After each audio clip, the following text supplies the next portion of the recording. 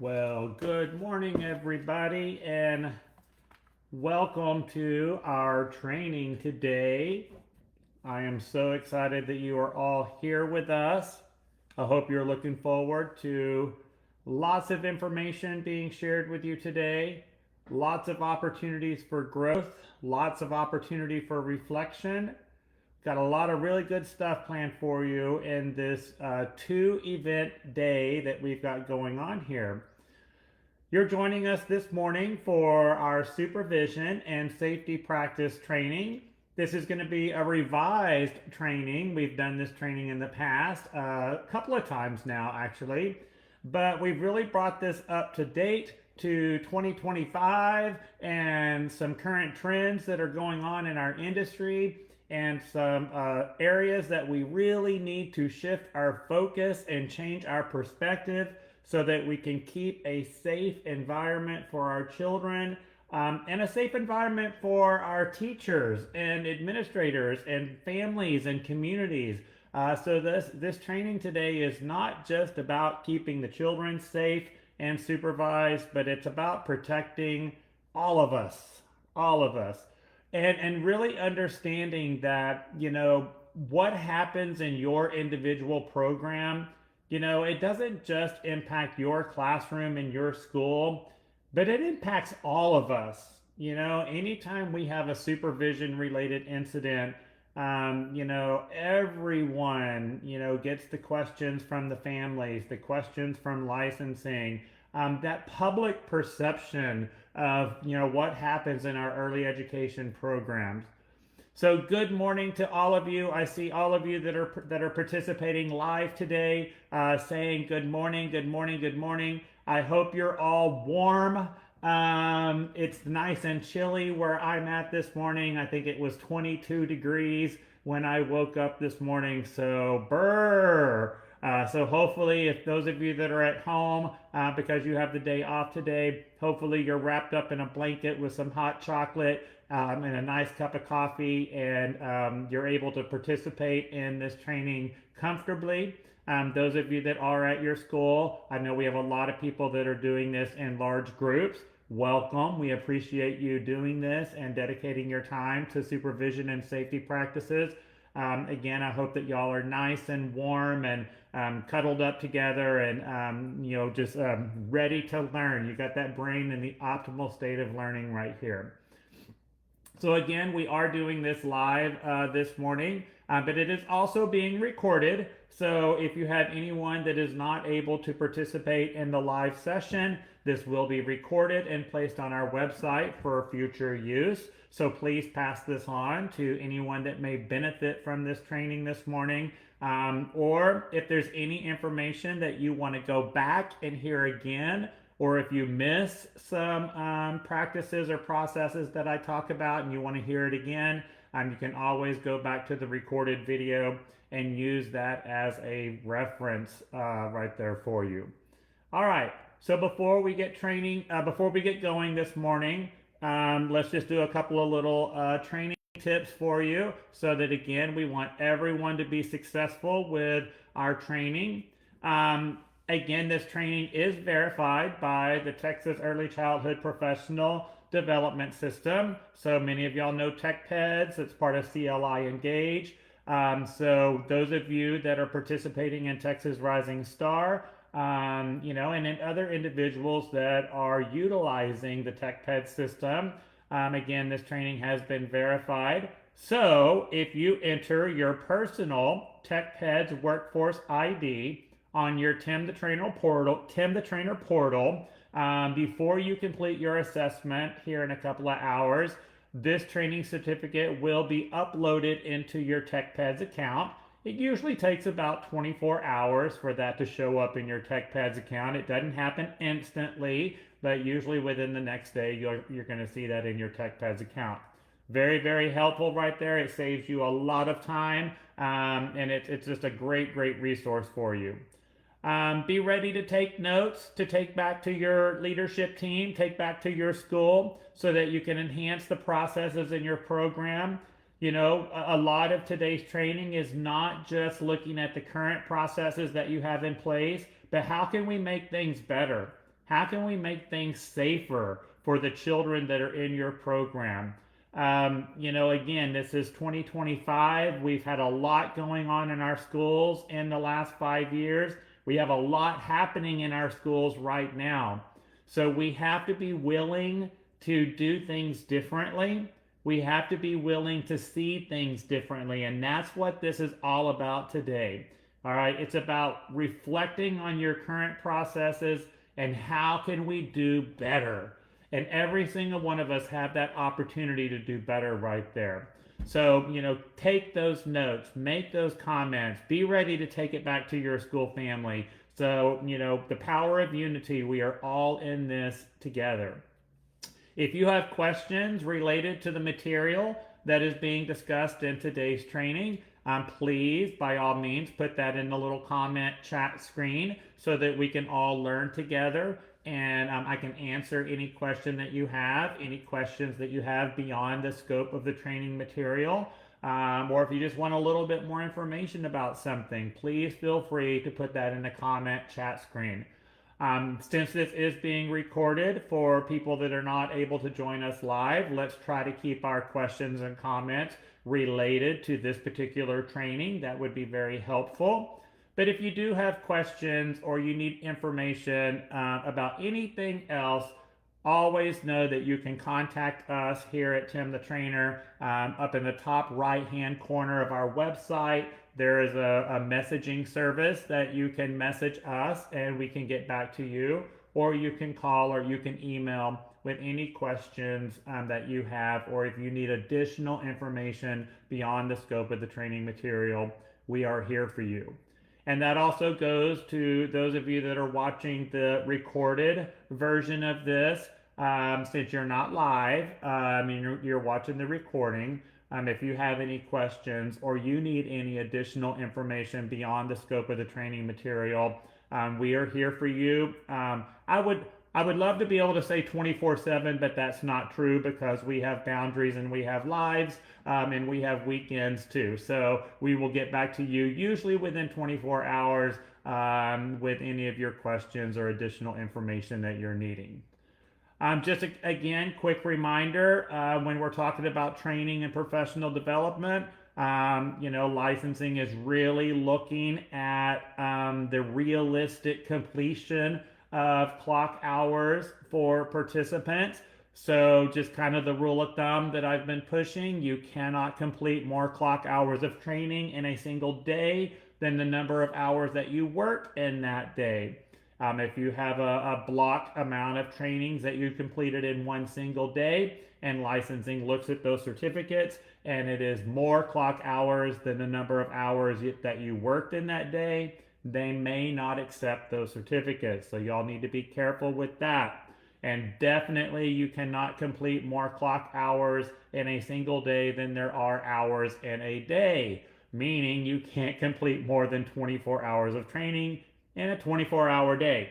And then also keeping in mind that you have to eat and sleep and have a life besides that. So y'all, I just want to protect you. I just want to make sure that you're in compliance and that you're not having any issues with your trainings. So please keep those items in mind. Okay. Well, again, I just want to welcome you today to our training on safety and supervision techniques. I am so happy that each of you are here and that you're willing to open your mind, practice new skills, and make a commitment to keeping the children in our program safe and accounted for. Safety and supervision is one of the most important pieces of our job description. We must be conscious of being complacent. Just when you think, I got this, is when incidents are most likely to happen. And we see that all the time in our early education programs right here, y'all. People that are going, oh, I've been doing this for 20, 25 years. I was doing a training just this past weekend and someone was like, oh yeah, I've been working in early education for 10 years. I got this. Yeah, you know what? As soon as you get that mindset that I've got this and you let your guard down, y'all, that's when something happens right there. So we always have to be willing to look out for the unexpected, to know that, that child that you have in your classroom today is very different than the child that you had in your classroom last year. So you can't expect things that worked in the past to work today because it's an ever-changing world right there. You know, we will most likely talk about many processes that many of you may think that your school currently excels at.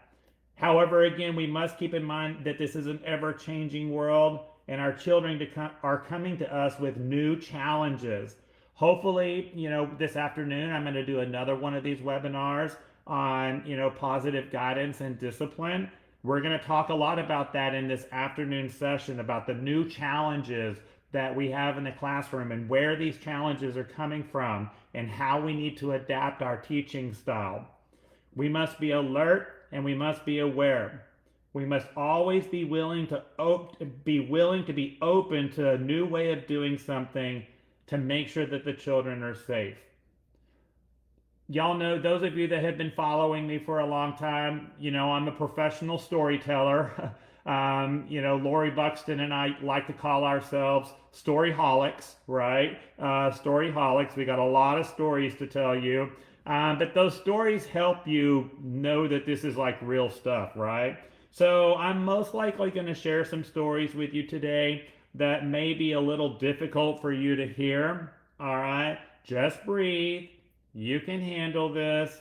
Remember, we all learn from mistakes, not just our mistakes, but the mistakes of others.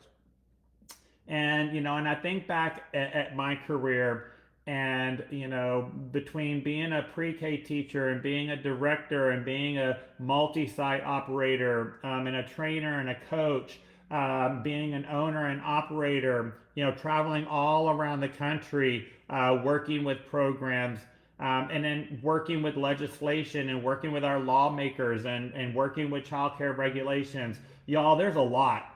There's a lot of stories out there. And sometimes they can get, really depressing. Sometimes they can really bring you down and think, why?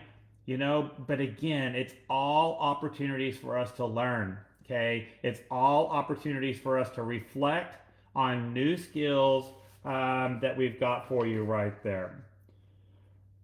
So, of course, I've got to give the legal disclaimer right here. Our legal counsel, definitely always says you got to have that legal disclaimer out there.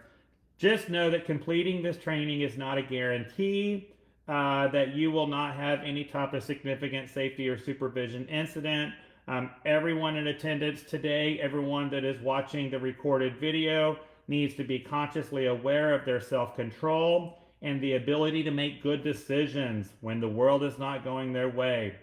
If you do experience a significant safety or supervision issue, we can problem solve as a school family and we can seek professional and legal advice as needed. Okay? Always be open to the direction that our trusted professionals give us. And y'all know that we are here for you, not just your legal counsel, but as a trainer and coach. If you do have a safety or supervision significant event, give me a call, shoot me an email. Definitely, we are here to help you out and to navigate through, those difficult times. We're going to focus on 3 specific learning objectives in this training today. So I've got this all outlined in your material.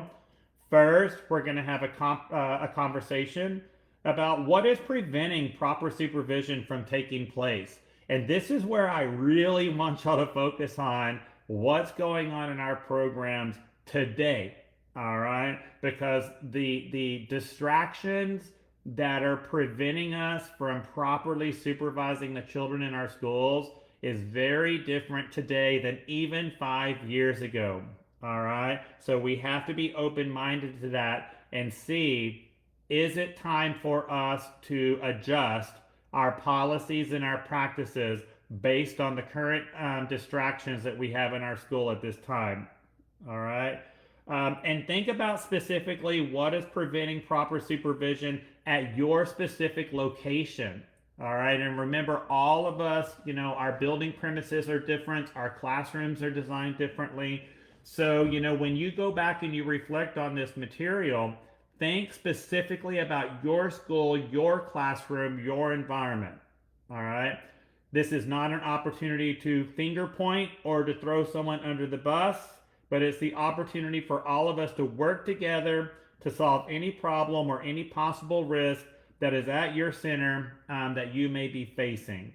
So do this as a school family. And again, I know several of you are doing this video today as a large group. All right. So, don't focus on what other people are doing or what other people are not doing. I want y'all to focus on what you're doing or what you can grow at right there. We are all in this together. We have to support each other, definitely during this journey of safety and supervision. Safety and supervision is every single teacher's responsibility. It's every single director's responsibility. And y'all, we have to hold each other accountable for the children's well-being. If you see a particular behavior that is happening at your program and a particular teacher or coworker is not meeting an expectation and they are placing children at risk, all right, it is your responsibility to bring that to the director's attention so that we can correct that behavior, give that guidance, give the appropriate coaching that is needed. But if something happens to that child in that particular person's care and you were aware of the potential risk, you're just as guilty as they are. And we see this, every single time we have a supervision related incident that makes it to the media, whether it's a teacher that has been kicking children in the 2-year-old classroom, or an infant teacher that has abused over 8 children over the course of 5 years. Every single time we have a situation like this, we always see in the media, if this person had this particular behavior, someone had to have known that this person was a risk. Why didn't someone speak up? All of this right here. So y'all, it's not about getting other people in trouble. It's about supporting each other and holding each other accountable so that we can maintain a safe environment. Also understand that we are regulated by the Texas Department of Health and Human Services, child care regulations, as well as local regulatory agencies have set very particular expectations on safety and supervision. In order for us to remain in operation, we must meet these expectations. It's not just the director's responsibility to know and comply with the minimum standards. We are all responsible for knowing these expectations. During this presentation, we will discuss the requirements outlined in the child care minimum standards. Hopefully, each of you have a copy of the child care minimum standards accessible to you. And I encourage you to take a look at this information in the standards so that you know where it's at, and you're able to ask questions, to your center director or to your school family, as we kind of go through these expectations and during your follow-up. The third learning objective is recognizing that we all have the ability to recognize risk and to solve problems in a moment's notice. We must act on our feet and practice possible situations before they occur. Our classroom and our school, it changes daily. What worked yesterday may not work today. We all must focus on safety and supervision. So those are my 3 main learning objectives right there. There's going to be a lot of other stuff that we talked about in today's course, but that's really what I'm shooting for right there. Okay. I do want this to be a little bit of an interactive session, especially those of you that are participating live with us today. So again, if you want to utilize your comment section, we can kind of learn together. But I would like to start off today by just asking you, what is preventing us from having proper supervision in the classroom and around the school. So those of you that are participating live, type that into the comment screen right there if you're willing. And those of you that are doing this as a group, maybe you can have a spokesperson that can type a comment on behalf of the group, those of you that are doing that. So someone share with me there, what is preventing us from having proper supervision in the classroom, on the playground, during transition time, those of you that are in large group settings. So yeah, we've already got someone saying, smartphones or cell phones. And this one right here is just so crazy to me because it's been 16 years now that we've had standards and regulations on personal use of electronic devices. 16 years that this has been in our minimum standards. But it's still one of the number one distractions that we have in the classroom. And it's not just the smartphones, but now it's the watches, and all of these other electronic devices, tablets, that even though the tablets may be in the classroom for business use, people are still toggling and using it for personal use right there. I see one comment, and Pam, we're gonna address this heavily today. Using and focusing on tablets too much to record documentation and for parent communication. Y'all, this is one of the biggest supervision distractions that we have in the industry right now, and we got to do something about it. All right. I understand that the tablets are a really good tool for documentation, anecdotal records, for parent communication, all of this stuff. But those tablets are not your number one responsibility. The health and safety of the children is your number one concern right here. All right. So those tablets should be way down on the priority list. And it's getting to the point where we've got to make some difficult decisions in our school. Either safety and supervision has to be enhanced, or tablets have to be removed from the classroom because people can't seem to prioritize what is most important right there. Okay. I got a comment about not enough teachers. May I add to that? All right.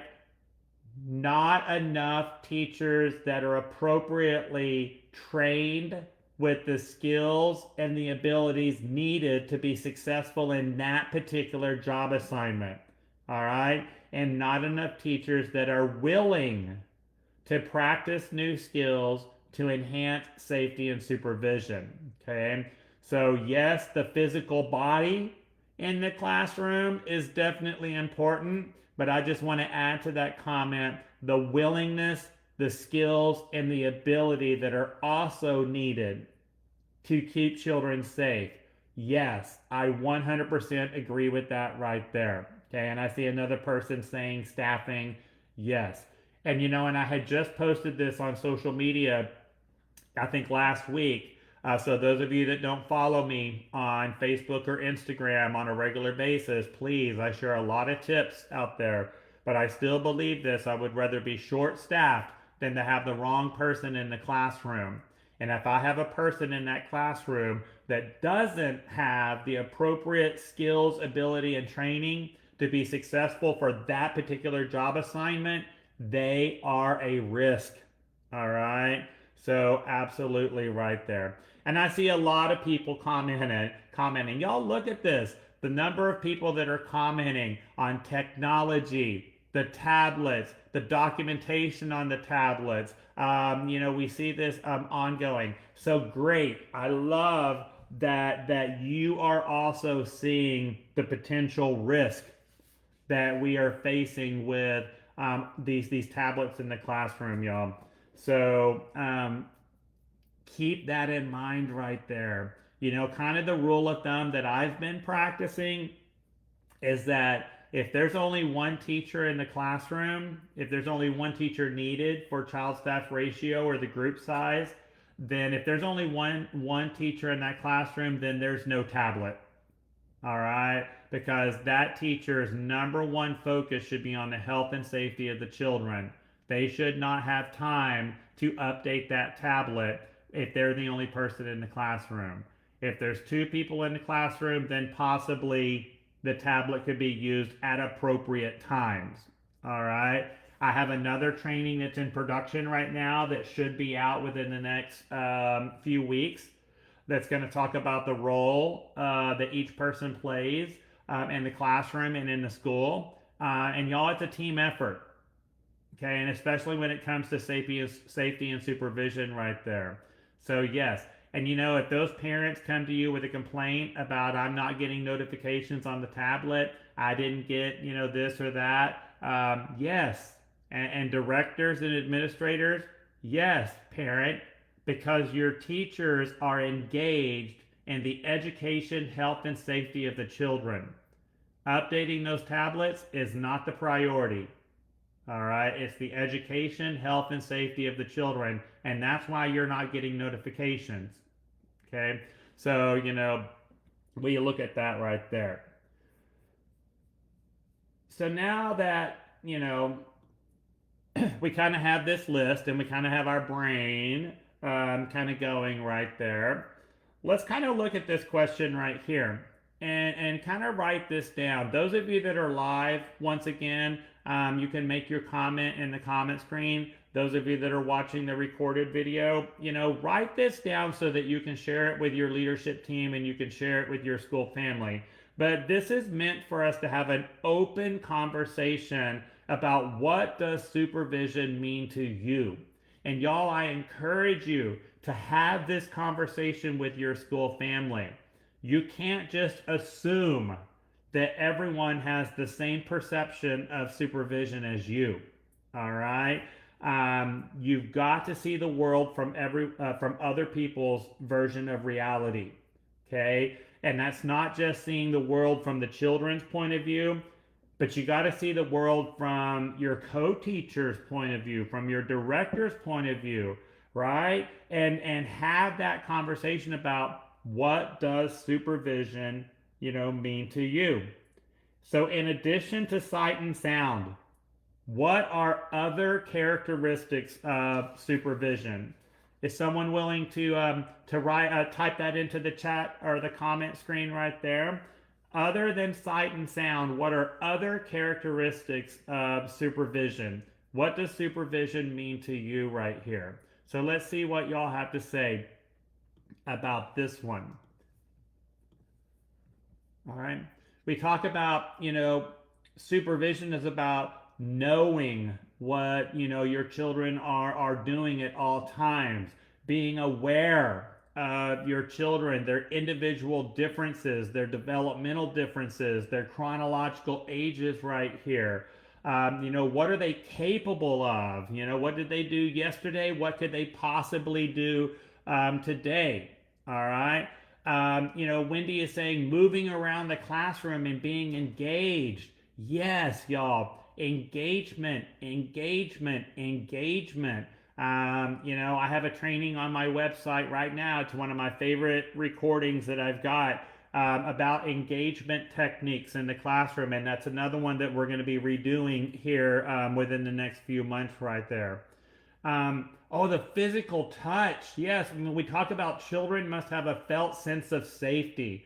All right, so when we talk about felt sense of safety, it's the key ingredients to meaningful connections. You've got eye contact with those children. There's appropriate physical touch, your presence, right? And then, of course, playing, open-ended social play, right? And all of this is critical. And yes, this does relate to safety and supervision, because when children feel like they're part of something, when children feel like they belong in the environment, there's a sense of community, then they're less likely to have a supervision incident.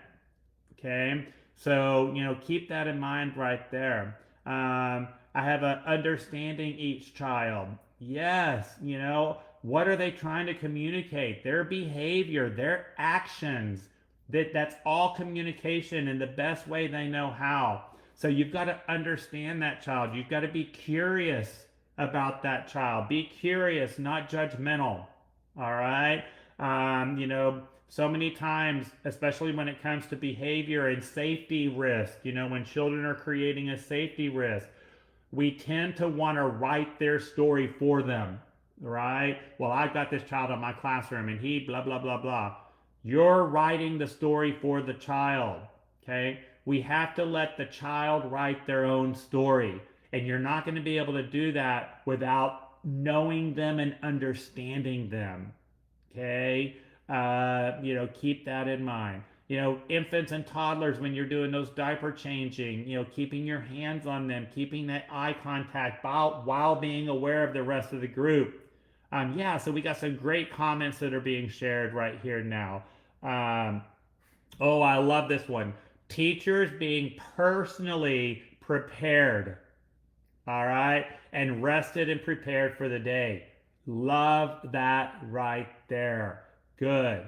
Are you, the adult, in the mental state, to be able to keep those children safe? We talk about our brain smart start, and we begin the classroom. You begin the day with your brain smart start. Um, your activity to unite, your activity to connect, your activity to disengage stress, your activity to commit. And when I do trainings on Brain Smart Starts and classroom management and engagement, all of those things, the activity to disengage stress, the activity to unite, the activity to commit, the activity to connect, y'all, in my opinion, that is more for the adult than it is for the child, because you cannot go into that classroom, keep the children safe and supervised, and engage the children in a healthy and secure way unless you are in a optimal mental state yourself. Okay.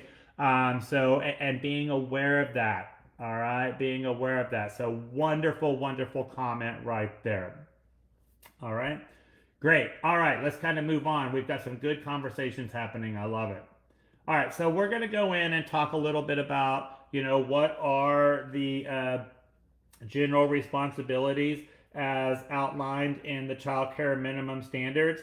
And there have been some updates to the child care minimum standards in the last, 18 to 24 months. So I want to make sure everyone is kind of aware of some of these updates, and I think they were really good, especially when we talk about enhancing safety and supervision practices. They are right on target, okay?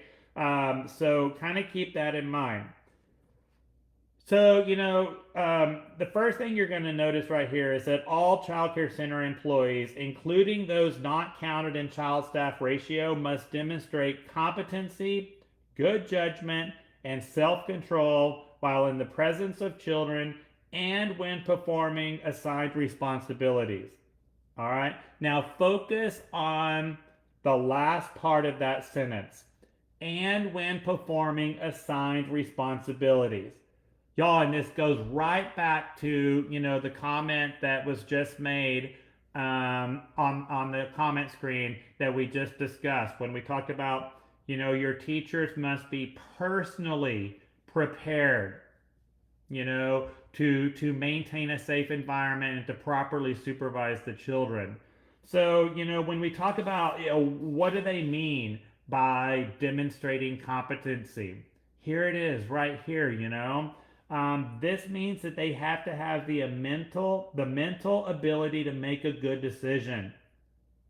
All right. To do this, you must be conscious enough to be aware of your own state. Are you triggered? Are you composed?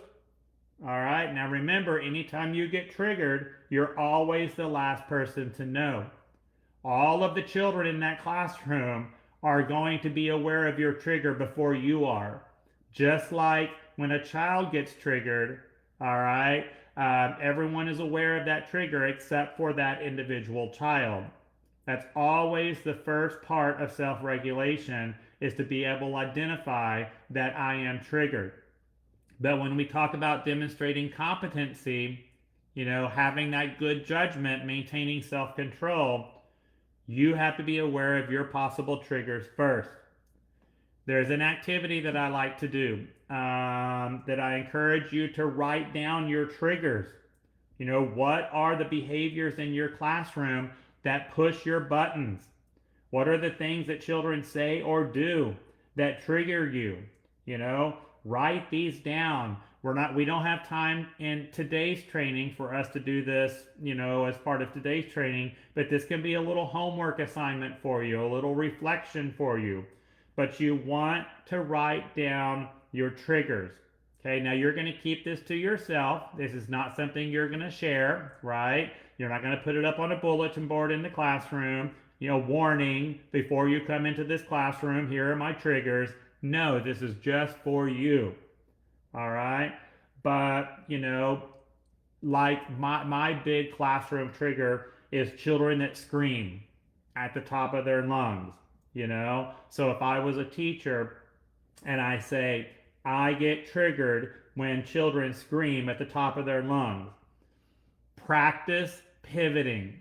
All right? So administrators and directors and coaches that are on here, all right, or even when you're working with your co-teacher, if someone says, you know, I get triggered when children scream at the top of their lungs, practice responding. So you were hoping that that child would use an effective tone of voice when communicating, okay? And you want to pivot to the expectation. This gets your brain back to its optimal state. It gets you back to your executive state, okay? Rather than the trigger is going to take you down to your survival state. So if you only focus on the trigger, all right, then you're placing the children at risk. All right, we've got to get ourselves back up to the higher centers of the brain. So pivot to that expectation and look at that screaming or whatever the behavior might be. Okay, that is a missing skill. It's instead of focusing on the behavior, focus on the missing skill and what skill should you be practicing with that child. All right, and we've got to keep ourselves, like I said, in the higher centers of our brain in order to keep the children safe and to properly supervise them. Being aware of your triggers is going to help you stay composed. All right. When you become triggered, you need to stop, take a deep breath, and relax. And tell yourself, I am safe. I can handle this. I can help this child with their problem.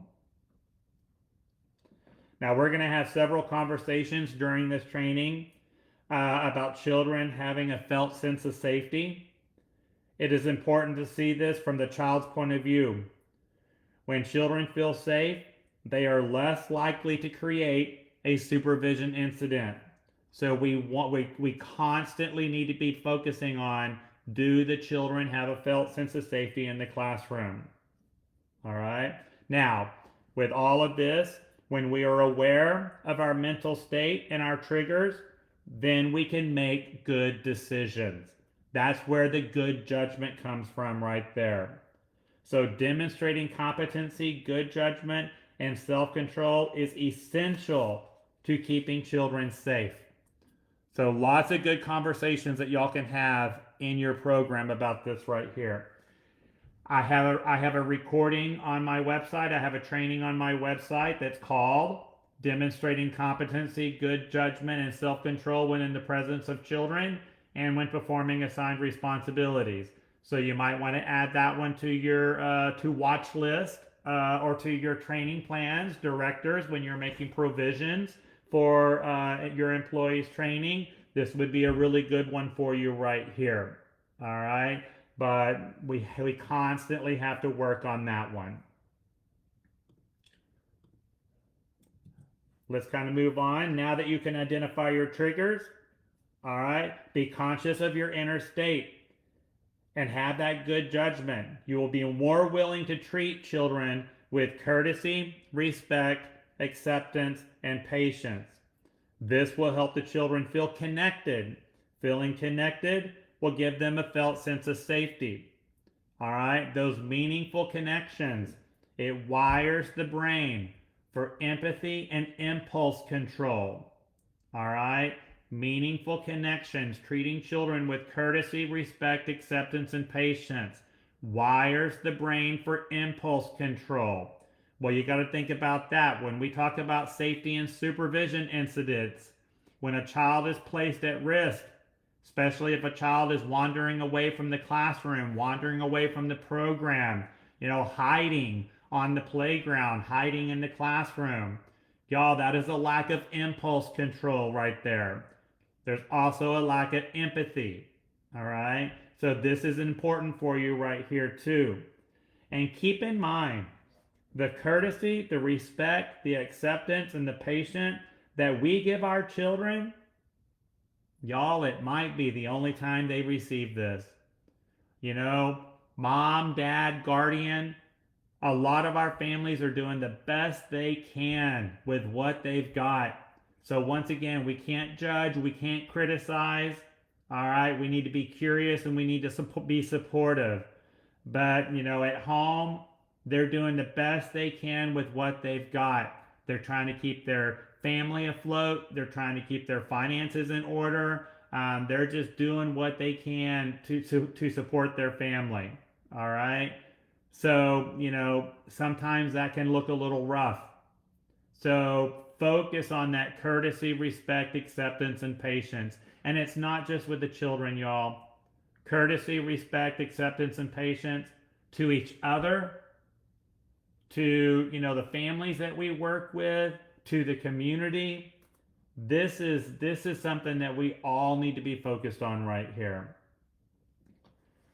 Keep in mind also that children do not have inner speech. And inner speech is that voice that we have inside of our head that's constantly coaching us and leads our self-control. Inner speech does not come online until the average age of 7 years old. What children have in their brain are images. When inner speech is developed, your outside voice becomes their inside voice. Actually, your courtesy, respect, acceptance, and patience are programming their inner speech. We can write the language of safety with our engagement and our interactions in the classroom. And even as adults, and I want y'all to think about when you're in the classroom working with the children, and maybe the world is not going your way. Maybe the children are not meeting the expectations that you were hoping them to meet today. And our inner speech, that voice inside of your head, starts talking to you, and starts, leading you down a dark path. All right. And, you have to make that mental decision. Do I react to the children? Do I respond to the children? And we want to be responding to the children. As we continue to practice, courtesy, respect, acceptance, and patience, not only are we being good role models to the children, not only is our outside voice becoming their inside voice, y'all, it's actually coaching the adult as well. All right? Because we have to keep ourselves in that optimal state as well. And that kind of goes right on to my next slide right here, where we talk about, recognize and respect the uniqueness and the potential of all children, their families, and their cultures. Being a proud early educator, teachers not only practice courtesy, respect, acceptance, and patience with the children, but also with the families. We currently live in this world where we are divided into an us and them. What a terrific opportunity we have in our early education and after school programs to teach children that we are all equal, that no one is better than anyone else. It is okay to have different beliefs.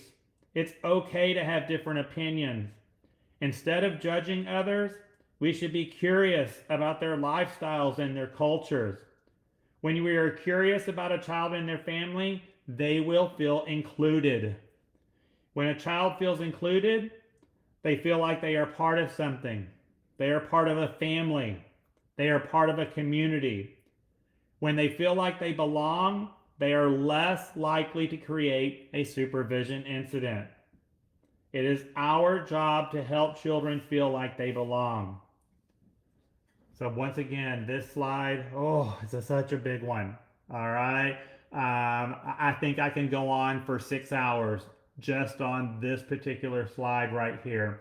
And the opportunity that we have in our early education programs and our after school programs, so that, maybe in 20, 25 years, our world will look and feel a little bit different. But we get to set that tone, right there. That's some good stuff, y'all. Really good stuff. Under federal law, all employees that work in licensed child care facilities are mandated reporters. Okay, meaning that we are all required to report suspected child abuse and neglect to the Texas Abuse and Neglect Hotline. All right, this includes any suspected abuse at your school, not just at home. And y'all, I want you to keep in mind that you are a mandated reporter, both on the clock and off the clock. All right. As mentioned earlier, we must demonstrate competency, good judgment, and self-control when in the presence of children and when performing those assigned duties. We must all work together to be co-regulators. This is the power of unity. We are all in this together. When you see a coworker that is triggered, it is your responsibility to step in and assist in order to avoid that poor judgment, the loss of self-control, and the possible harm to a child. If y'all have not watched my updated video on recognizing and preventing child abuse and neglect, I just recorded this last year in 2024. Please add this to your to-watch list. A lot of times when we talk about child abuse and neglect, we tend to only want to focus on what's happening at home. And y'all, the unfortunate reality is that right now, especially because everyone's window of tolerance is so narrow, children are more likely to be abused right here in our own classrooms than they are at home. All right? And we see this every single week in the media. Something that is happening at a licensed facility where a teacher did not maintain self-control and harmed a child. All right? So when we look at the child care minimum standards, and it says ensure that no child is abused, neglected, or exploited while in the care of the center. Do y'all see that on that first bullet point? Y'all, we have to work together to keep children safe. Okay? If you see that someone's potential behavior is a risk, you need to immediately report that to the center director. All right? If you don't, you're just as guilty as the abuser. Okay? And again, it's not about getting people in trouble. It's about supporting each other and encouraging each other and being in this together. All right? And know that we do have to report that as outlined in the standards right there. Okay? All right, let's kind of move on right here and moving on with the general responsibilities. If you look in the child care minimum standards, you'll notice, and this is standard in Texas, 1203, and I know that we have people from other states that are watching. Welcome. We love it when our neighbors join us. I'm glad that you're here. But I work with a lot of states, and I see we got some friends from Florida here. I've definitely done my share of work in Florida. I have two jobs coming up in Florida in the next couple of months. But we must supervise children at all times. And I really, encourage you to have a conversation about this. When it says you must supervise children at all times, what does that mean? What does that mean right there? Does it mean that we must supervise children some of the time? Does it mean we must supervise children most of the time? No. We have to supervise children at all times.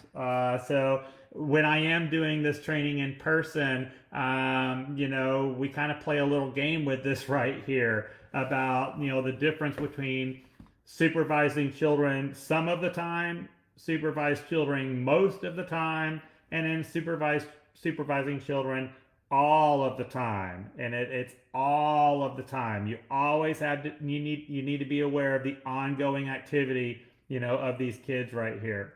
So let's dig a little deeper into this one. All right, let's dig a little deeper into this one right here. So, supervise children at all times. First, in order to properly supervise children, we must know which children we are responsible for. We must know exactly how many children we are caring for at any given point in time and have access to their name and their age. It is always best practice that you have at least 3 different ways that we track attendance. Y'all know my golden rule. Those of you that know me really well, you know my golden rule with documentation. If it isn't written down, it didn't happen. Documentation is the key. All right. So here are a few different examples of how we can document attendance. And y'all, this is where I really want y'all to reflect on your current practices. And as we continue to navigate through current times and transition through current times, is it time for you to make some changes? Is it time for you to enhance, how you're documenting your attendance? We've got a lot of risk out there. There's a lot of possibility of significant events. In the event of a significant event, and your first responders have to report to your center, are you going to have adequate documentation easily available to help keep everyone in that building safe? So this is what I want you to think about. All right. Now, the first recommendation that I have is a transition sheet. That is a document where we can handwrite the children's names that are present each day. This is not something that is computer generated. We only want the children that are present that particular day and not any children that are absent. Okay. You will also document the time that the child arrived in your classroom and the time that they departed. Throughout the day, anytime you transition, you do that name to face. Remember to always look the child in the eye when you're doing that name to face. They need to know that you know that they are present. Okay? Eye contact, eye contact, eye contact. And y'all heard me say this earlier, eye contact, being present, that appropriate physical touch, and play. That is the key to meaningful connections. Y'all, that is the key to proper supervision and safety. Always keep those 4 things in mind right there. All right? Don't do your name to face based on memory. Don't sit there and think, oh, I remember this kid is here. Oh, yeah. Earlier today, I had to help them clean up spilled milk. Yeah, she's here for sure, right? Don't do your name to face based on memory. When you're doing your transitions and you're doing your name to face, always look the individual child in the eye before marking them present. A lot can happen between 5 minutes ago and now. All right. So if you do your name to face based on memory, that's a lot of risk right there. All right. A lot of risk. Look at the children when they're counting. So you're going to do this, before you go outside, once you arrive onto the playground, before you leave the playground, once you return to the playground, or whatever the transition may be. You're going to chapel, you're going to the gym, you're going to the music room, whatever might be specific to your individual organization. And so this is a living, breathing document. Also, you're going to note this on your transition sheet. I do have a sample copy of a transition sheet that should be on my website. If not, I will make sure that it's on there. If you go to timthetrainer.com and go to documents, but otherwise, this is a really easy form that you can create and use. But in my opinion, when it comes to safety and supervision techniques, the transition sheet, I think, is one of the best tools of documentation that you can use based on my experience. A roll call sheet, a roll call sheet is that document that you can print from your center management software. Take roll each day, documenting who is present. That is a good piece of documentation. Those of you that have taken my director credential class in the past, I always talk about the 3 most important documents in your business.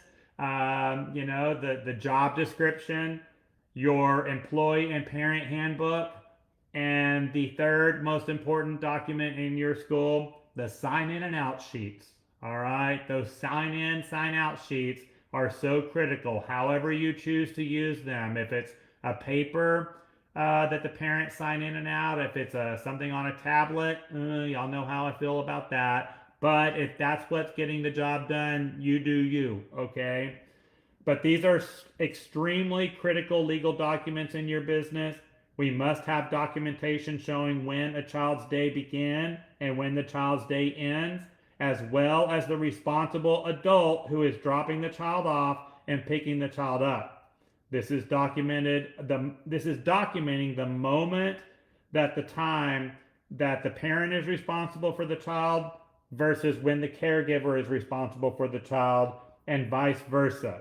Okay, so very, very critical. When is the parent responsible? When is the teacher responsible? And this is a legal document, so it needs to be protected in your classroom, to prevent children or other adults from destroying it. So if you leave that clipboard down low, the kids are going to get it. They're going to start scribbling all over it, or they might grab it and crumble it up. They're scribbling all over a legal document. And if you have to go into a courtroom because you had a supervision incident, and it's not going to look good in front of a jury when you've got a sign-in sheet that's been colored all over. Okay, so really important right there. Those of you that are on the food program, your meal count sheets, this is actually a really good legal document that helps you track attendance, making sure that children are always supervised. It is, once again, a federal legal document, so it really, really holds up well in court. All right. So, one of the requirements for the food program is to document when food is served, and this has to be done at the time of service. So it's actually a fantastic way of also documenting attendance and supervision during mealtime. Okay. When putting up your birthday boards in the classroom, always put these birthday boards, near the classroom entrance, and place the children on that birthday board from youngest to oldest. Put them in chronological order. This is a great way of helping the chronological ages of the children, so that if licensing comes in and and they ask you who's the youngest and who's the oldest child in the group, all you have to do is look up at your birthday board, and you've got that. All right. I've also done it where I've used clear contact paper, and I have put a birthday list, listing the children from youngest to oldest on the clipboard that you're using to hold your transition sheets and other documents. So again, if you need to know who's the youngest, who's the oldest, you can just look right there on that clipboard, and you've got that securely fastened right there. All right. Let me flip the slide over here to the next one. And I love this right here. All right. It is also important that everyone is aware that the way you supervise a group is different depending on the age group and based on the individual children that are part of the group. Although sight is important, supervision is not just being able to see the children, but also listening to what the children are saying, listening to their tone. What are the children communicating, based on the sound of their voices? Keep in mind, physical proximity. Where do you position yourself in the classroom? If you know that the block center is a problem area, then you should position yourself, somewhere near the block center. All right. So yes. Hey, Reese, I see your question about authorized pickups. That's not related to today's training material. So if you want to shoot me an email or shoot me a message or give me a call after this training, I'll be happy to answer your question about authorized pickups. But let's kind of keep our questions related to the material that's being covered. That would be helpful. Thank you. There you go. And I see someone is listing out some of the documents that I just shared. Thank you for doing that. That's also very helpful. All right. So, providing that level of supervision necessary to ensure, children's safety and well-being. Imagine, driving down the road at 75 miles an hour. And as soon as you see a police officer, what do? You slow down, They did not have to turn on their sirens to make a gesture. Just their presence encouraged you to meet the expectation. Y'all, it's no different in the classroom. Your presence is definitely needed right there. Your presence makes the difference. Just make yourself known, and the children will feel safe, and it will encourage them to meet the expectation. All right? So again, eye contact, appropriate physical touch, presence, and play. This is all part of safety and supervision right there. All right. We're going to talk about this more, as we go through some of the other slides as well. It also talks in the child care minimum standards that, we must intervene when necessary to ensure each child's safety. Teachers must always be available and ready to intervene when necessary to ensure children's safety. Our job as educators is to lend skills to children. We cannot assume that children have the same skills available to them as adults. Their available skills are based on their current state. For younger children, the only skills they have available to them are their primitive skills. The skills that we have common with other mammals. We're going to talk about this into this afternoon's session that we're doing at 1 o'clock with positive guidance and discipline. And remember that when you are lending a skill to a child, you have to practice that skill for at least 2,000 times in context before that skill is available to them. With that being said, you have to be ready to intervene and ready to lend skills at a moment's notice. Our job is to always be one step ahead of the children, always being aware of the world from their point of view. This means you also have to be conscious of your distractions. What is preventing you from being available to the children? All right, we talked earlier in the training, at the very beginning of the training, what is preventing us from properly supervising the children? Well, ask yourself right here, what is preventing us from being available? And I still love that comment about being personally ready to supervise children. What is taking your focus away from the children? Your constant focus is critical to keeping the children safe. Always ask yourself, am I physically, mentally, and emotionally available to the children in my classroom? Our goal is to create secure, healthy attachment with the children. Not being available to them could create what's called avoidant attachment. All right? And avoidant attachment is going to create supervision issues. I do have a training again on my website that's called Understanding Attachment Styles. If you want to add that to your watch list, again, I think it's a really good one. And positive guidance and discipline that we're doing this afternoon. I'm going to talk a little bit about attachment styles in that video as well. All right. But when you have that secure, healthy attachment, children are going to be less likely to create a supervision incident. In addition, you also need to keep the following in mind when deciding how closely to supervise a child. Again, the child's chronological age. Typically, we group children by their chronological age and even move children into a new classroom based on their chronological age. But there are more characteristics that we have to look at here.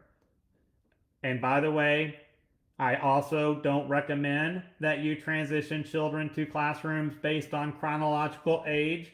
You should be transitioning children from one classroom to another based on their developmental age, their social and emotional age, their physical age. I mean, there's a lot, okay? This old school mentality that we move a child to a new classroom on their birthday. Y'all, that's got to go. That is a thing of the past. All right, thing of the past right there.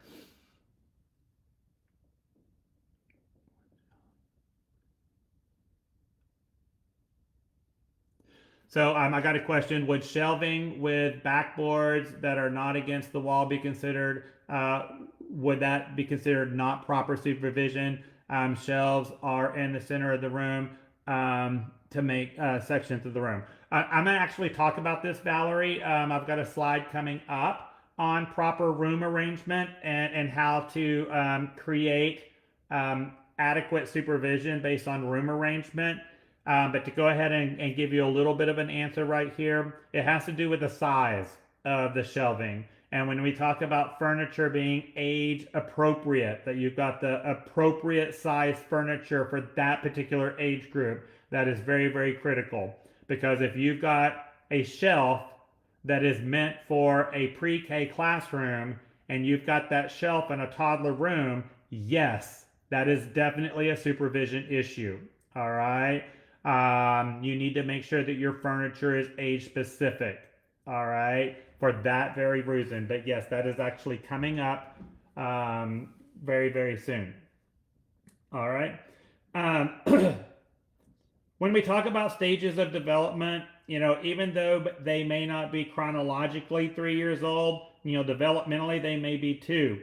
Like I said, this is one of the biggest mistakes that early educators make in the classroom, not taking children's stages of development in mind when making these decisions. I just did a training 2 weeks ago. It was actually on our training cruise, our winter training cruise. And I'm going to record this, so look out for this on our website very, very soon. But we talked about going back to the basics and why going back to the basics is essential for moving forward. And I talked a lot about being aware of developmentally appropriate practices. And we've kind of moved away from developmentally appropriate practices because of all of these other expectations that are being piled onto us. And y'all, I think it's really, really critical that you get the most current copy, and they just did a revision. You get the most current copy of developmentally appropriate practices and do a review of that and kind of see in your school, in your classroom, where do we need to go back to the basics. And when we look at current stages of development, man, this is big right here. Okay, I can't recommend that enough. Also, the child's individual differences and abilities. Again, based on their stage of development, some children may not be capable of practicing certain skills as well as others. Not recognizing a child's differences and abilities could make them feel indifferent or like they don't belong. This could create a safety and supervision concern. When children feel like they don't belong to a group, they're more likely to create a supervision incident or a safety incident. And then, of course, always be aware of your building premises and the layout of your classroom, the layout of your playground. Be aware of those blind spots or areas where children cannot be physically seen. So that kind of goes back to the question that we just had on the comment about the shelving and the furniture. If you do know that you have blind spots in your classroom, you need to be aware of that. So once again, when we're looking at proximity and positioning in the room, you probably need to have an adult, whether it's one or two teachers in the classroom, that is in that general area of the blind spot. Okay. And look, I am the first person. I am all about well-defined learning centers and well-defined classroom. It is a trigger for me to walk into a classroom and see all of the furniture up against the wall, okay? Because that creates all kinds of other issues, okay? So I love my well-defined learning centers, but it has to be done strategically, and anytime you rearrange the furniture in your classroom, it has to be done with supervision in mind. Supervision techniques are also adjusted based on circumstances and events in your surrounding area. For example, if you're aware of potential severe weather, you will alter your supervision style so that you can activate your emergency preparedness plan at a moment's notice. Being prepared will help you maintain composure. Another example would be, making yourself aware of activities at home or in the community. If you're aware that last night was Halloween and the children may have stayed up late trick-or-treating, or most likely did not have a nutritious dinner, their ability to meet expectations is going to be lower that next day. Most importantly, you must be aware of all of the children's physical, mental, emotional, and social needs. Oh my goodness, y'all. Can we highlight this one? Put a star by this one, prick your finger and put blood on this one. When they added this to the minimum standards, I was like, yes, yes, this is exactly what we need to be focused on right here, y'all. The child's physical, mental, emotional, and social needs. And that is not going to just change daily. This is going to change hourly. All right? It changes all day long. We cannot expect all children to respond to situations the same. Based on their attachment style, they will need a different response from you to have that felt sense of safety and that sense of belonging. Teachers need to be aware of factors that may trigger a child into a meltdown. Know the difference between a meltdown and a tantrum, all right? A meltdown is when a child's window of tolerance is narrow and they get to the point where they mentally and emotionally can't take anymore. That is so different than a tantrum. A tantrum is when a child is simply trying to manipulate a situation, all right? And again, when you're adjusting your style of supervision, you got to be aware of this. And to be honest with y'all, most of the situations we have in early education are meltdowns and not tantrums. All right? The child just mentally and emotionally can't take anymore. Keep that in mind. Being aware of the child's physical needs also need to be taken into consideration when you're looking at safety and supervision.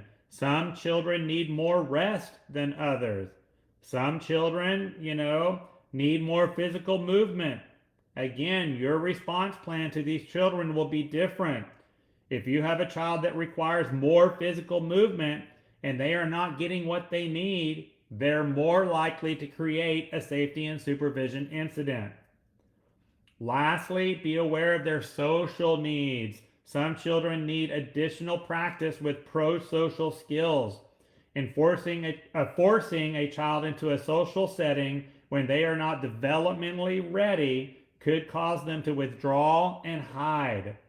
Just the opposite, not providing enough social engagement to a child who requires a lot of peer quality time could result in the child seeking this need on their own. So this slide's got a lot. It's got a whole lot right there. So this one might be one. You go back to your school family, you go back to your leadership team, and y'all have a lot of additional conversation about what's on this slide right here. All right. When I look at significant supervision issues, there's usually something or multiple things on this particular slide that we're missing that contributed to the supervision incident. All right. So lots of good conversation that you can have in your school right there. This slide is going to display the current, child staff ratios. This is in the child care minimum standards. Y'all can take a look at this. Our ratios, y'all, are in Texas, our ratios are 22 years old now. That's how long it's been since our ratios have been updated. Of course, if you're part of Texas Rising Star, you're going to follow lower child staff ratios. If you're nationally accredited, you've got different ratios. But sometimes we have to default to the state, and this is what they are.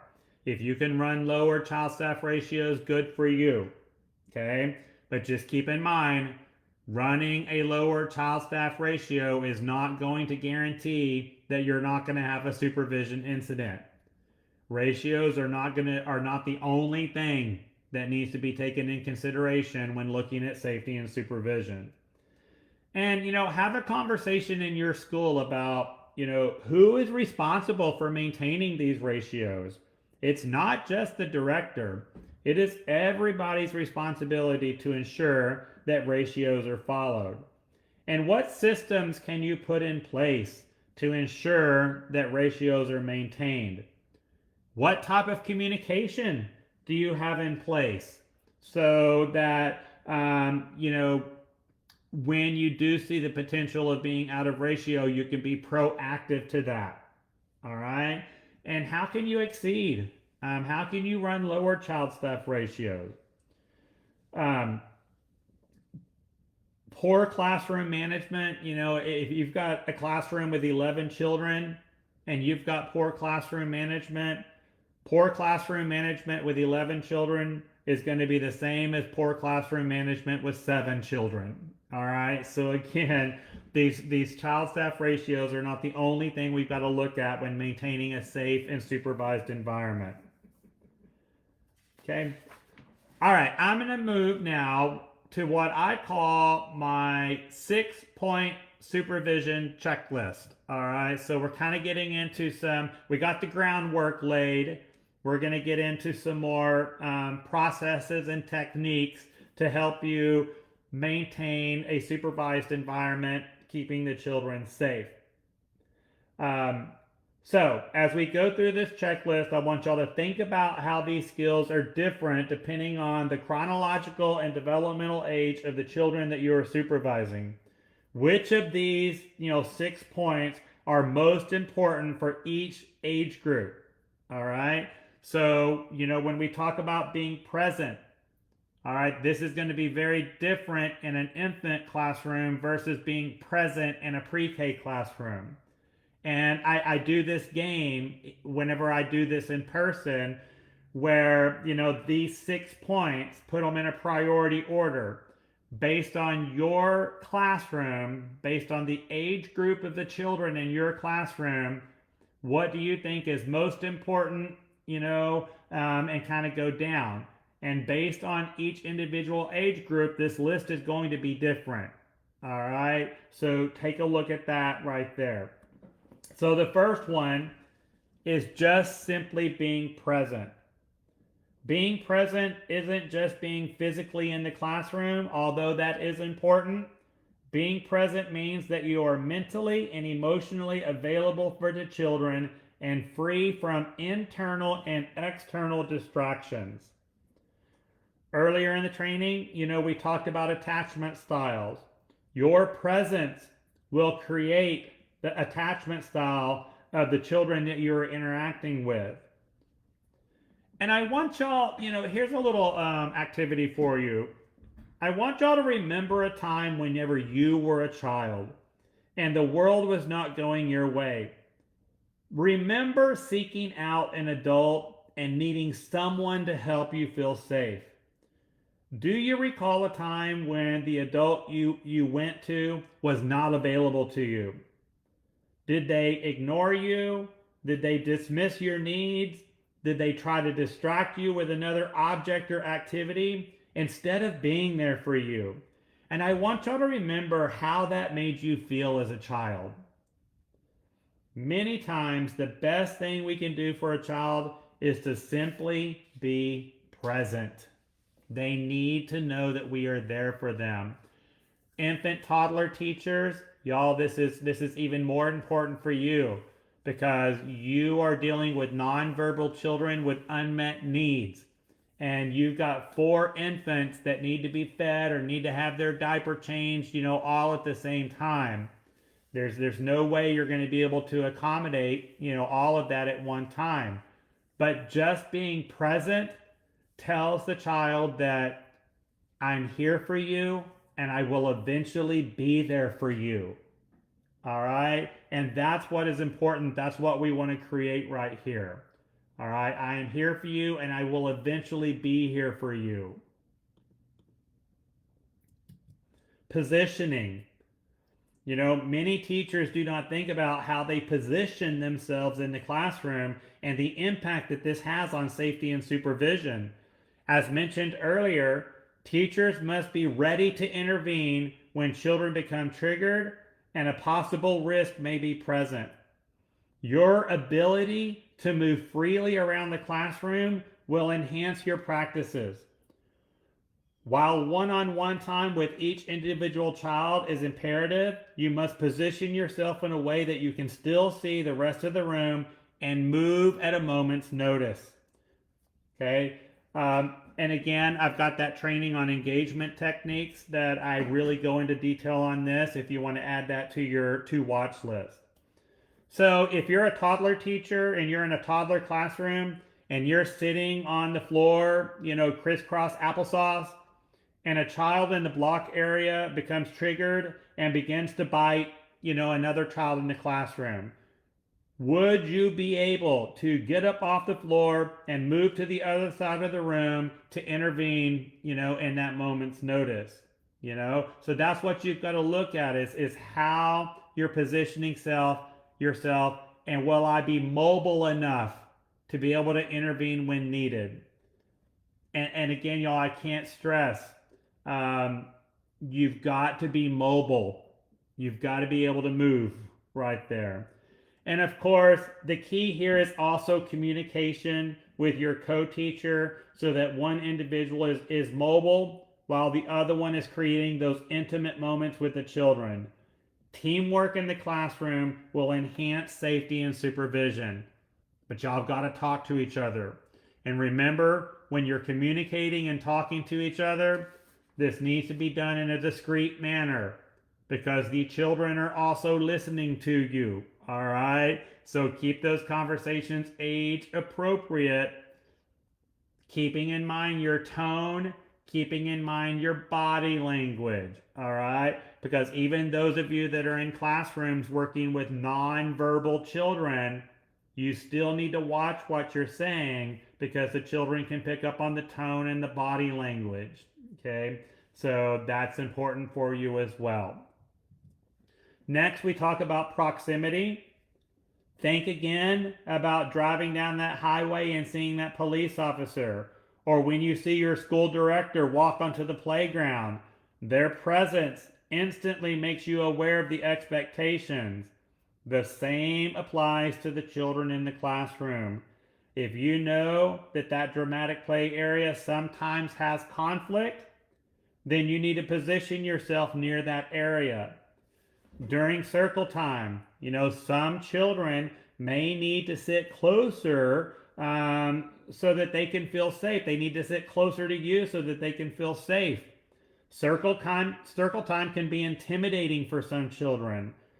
They may communicate this through their aggressive behavior. Your proximity to the child creates that secure attachment that we're striving for. When there are 2 adults in a classroom, you should be opposite magnets. Okay, always staying on the opposite side of the room from each other to ensure adequate supervision. Think also about, the Western legend who always played poker with his back closest to the wall. Why did he do this? He always sat with his back closest to the wall so that he would not get shot in the back. Many of you know this story. The very first time he sat with his back facing the saloon, he was shot. This is no different in our classrooms. Teachers should always sit with their back closest to the wall so that you can see the entire class. If your back is facing the class and you cannot see the ongoing activities of the children, you're going to get shot in the back. Okay? Not with a gun, but with a dinosaur or a Lego or a spitball, but you're not going to be able to see those critical behaviors that are needed to keep children safe right there. Then we go on to sight. Okay? Sight may seem like the most obvious skill needed for supervision of the children, but we need to be aware of the obstacles that prevent adequate line of sight. We talked about furniture earlier. Is the furniture in the classroom too tall to prevent us from seeing the ongoing activities of the children? Do we have classroom decorations or enrichments that distract your line of sight? Do you have well-defined learning centers that provide adequate supervision, structure, and routine?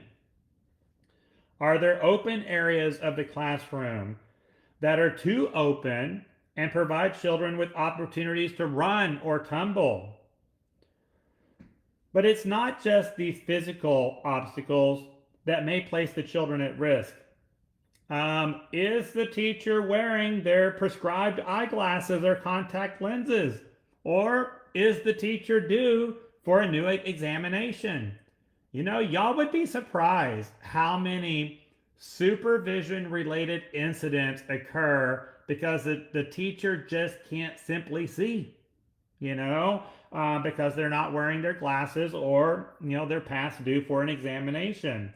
Are the teachers wearing sunglasses or hoodies in the classroom that prevent proper line of sight, or being able to see what's going on around you?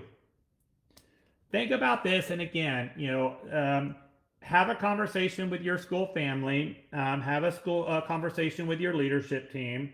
What else could be preventing proper line of sight in your classroom? And this is where knowing your building premises, knowing the design of your building is so important. I get this question all the time from people.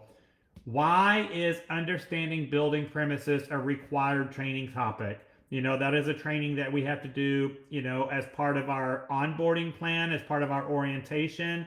But understanding building premises is also a required topic every year. And I have people ask me all the time, we don't understand, why is this training so important? Because when we talk about safety and supervision, especially line of sight, knowing your building and your premises is so critical. All right. And then there's just a whole list of other reasons why that topic is so important. I love this one right here too. Sound. Early education programs, they should be a joyful environment where the children's voices and the children's laughter dominate the room. Caregivers and teachers should pay close attention to the sound of the overall classroom. What is the energy of the room? Do the children sound pleasant? Does laughter dominate the room? Or do the children sound anxious? Is the sound of the room chaotic? Caregivers and teachers should be consciously aware and should consciously observe children during play, listening to their conversations. If you have a child who has a narrow window of tolerance and is about to be triggered, they will most likely indicate this with their voice tone and their words. Pay attention. Caregivers must also be able to physically hear the children. They should never have earbuds in, headphones, or other sound devices in their ears that would prohibit them from actively hearing the children. Y'all, it is blowing my mind the number of licensing deficiencies that I am seeing, not just here in the state of Texas, but around the country, where schools are being cited for teachers having their earbuds in. All right, y'all, common sense should tell you that that is poor judgment. Okay, but it's happening all over the place. You cannot properly hear the children when you've got earbuds in and you've got whatever playing on the radio. Make sure you listen to what children have to say to you. If a child has a perceived threat of danger, they are most likely to tell you. Dismissing a child creates an anxious attachment style, which could lead then to a safety and supervision incident. And then, those of you that have been following me for a long time, I used to have a 5-point supervision checklist that I would go over, and I've added number 6. All right.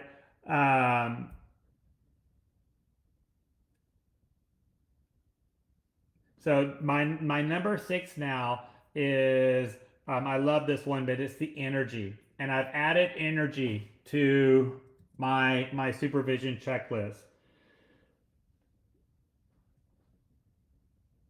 Let's really focus on this one if y'all are willing. Energy. What does the energy of the classroom tell you? How is energy important when keeping children safe and supervised? All right. In almost every safety and supervision incident, the energy of the room indicated the possibility of a threat before it happened. Caregivers should always keep a pulse on the energy of the room. Science has proven that the heart sends out electromagnetic waves. When someone has a true feeling in their heart, this is distributed through the energy. Anyone standing or sitting within 6 feet of someone can feel this. Passion, love, and purpose are the prime examples of the waves that are sent out from the body. However, when we talk about these electromagnetic waves that come off of our heart, fear, threat, danger, frustration, this can also be distributed.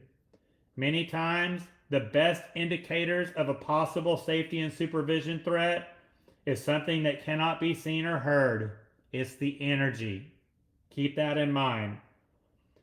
Think about a time when you felt the energy of the room shift, and the moment, something happened right there. This could be at a retail establishment, this could be at a restaurant, at home, or at school. But how many of y'all have felt the energy of the room? And the moment there is a perceived threat of danger, how many of y'all have actually felt that energy shift right there? Y'all, it happens in our classroom too. If a child has a perceived threat of danger, they do not have to necessarily tell you about it. Stay attuned. And that attunement is that ability to be aware of your surroundings. All right? This will help you manage your classroom successfully. Let me read what's going on over here. Okay, good. All right. Then we go into, the child's felt sense of safety. Now that we have discussed, the child care regulations, general responsibilities, what characteristics to keep in mind when determining how closely to supervise a child, and we've talked about the 6-point supervision checklist. I hope that this conversation has opened your mind and helped you to reflect on past experiences. Many of you have probably thought about children you have had in the past, children you had in care in the past, or possibly children that you currently have in your classroom. Seeing the world through the child's version of reality is a strong skill for caregivers and teachers. Based on what we have talked about in this session so far, reflect on a time when you had a child in your classroom that did not have a felt sense of safety. Reflect on a time when you had a child in your classroom that had a perceived threat of danger. What was the perceived threat of danger? And why didn't the child feel safe? And keep in mind, sometimes the perceived threat of danger is us. It's the teacher. If the teacher is not demonstrating competency, has good judgment, and is not maintaining self-control, the teacher could be the tiger trying to eat the antelope. So always keep this in mind right here. But this is, if you take anything away from this training today on safety and supervision, it's keeping in mind the child's felt sense of safety. And when the child feels safe in your classroom, they're less likely to create a supervision incident. All right, we're going to move, and some of this stuff we've already talked about right here. So we talked about room arrangement. We talked about the indoor and outdoor layout of your program, and we talked about the importance of building premises. I just wanted to take a quick moment to follow up on these items, after discussing the 6-point supervision checklist. Well-defined learning centers provide structure in your classroom. Structure provides predictability. Predictability provides a sense of safety. Not to mention providing the physical safety needed in the classroom by avoiding the running, the climbing, and other activities that could place children at risk indoors. Well-defined learning centers also allow caregivers to have their positioning and their proximity needed to stay attuned to the children. Having age-appropriately sized furniture will allow caregivers to properly see the children. This eliminates the blind spots in the classroom. We talked about this earlier. It was a really good question that came up. Be alert and conscious of diaper changing areas. Can the caregiver properly supervise children while changing diapers or assisting children in the restroom? Are the children in the classroom engaged in activities while the caregiver is caring for a child or doing a diaper change? So this kind of goes back to how engagement techniques and safety and supervision go hand in hand. In my opinion, you can't have one without the other. Okay, safety and supervision and engagement techniques. All right, it's like peanut butter and jelly. All right, and again, if you do have 2 teachers in a classroom, then one can focus on diaper changing while the other is involved in engagement. But if it is just a one teacher environment, this can still be done. You still got this. Let's talk about attendance tracking here. All right, I need to fix something on my screen. Hang on just a second. If it lets me. All right, that's helpful. All right. Earlier in the training, we also discussed ways of knowing which children that you're accountable for at any point in time. Programs need to document how many children are always present in the classroom. This documentation is a critical part of safety and supervision. Again, based on the conversations we've had in this training, how can we enhance attendance tracking at your school? All right, so again, this is a good reflection activity. Take this back to your school family and have this conversation. And like I had said earlier, we do recommend at least 3 different forms of attendance tracking. So, is this an opportunity for you to enhance? Now let's talk about transitions. And I've gotten several requests over the last month for a particular training on transitions in the classroom. So please know that this is in production. I plan on having something published within the next few weeks, a training that'll be very specific just on transitions in the classroom. But as it relates to supervision, okay, transitions are the most challenging times in the classroom. Studies have shown that most supervision incidents occur during transition time. Young children must have structure, routine, and most important, predictability. The problem with transitions is that most of the time, all 3 of these skills are missing. All right? Transitions work best when they can be made related to an activity in the classroom. For example, When taking children outside, you can go on a dinosaur hunt, having the children walk slowly and quietly down the hallway looking for dinosaurs as they transition outside. There should be repetition in your transitions. Do the same transition activity over a period of time so that children know what to expect. So, that predictability is what needs to be in there right there. Give adequate notice or a countdown to the transition so that children know that it's coming.